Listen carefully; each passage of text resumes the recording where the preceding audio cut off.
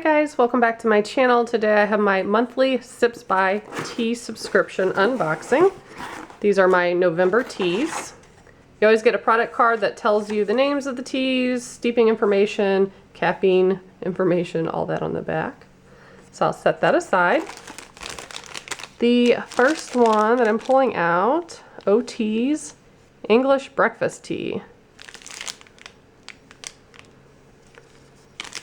And there's usually, when they come individually like that, there's 4 of them. So there's the bags for those. Also have chocolate,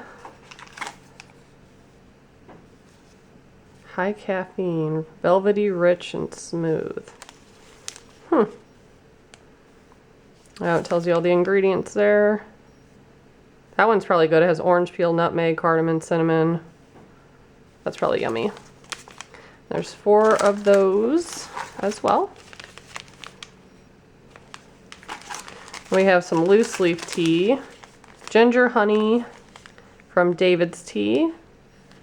It says it's warming, refreshing, and soothing.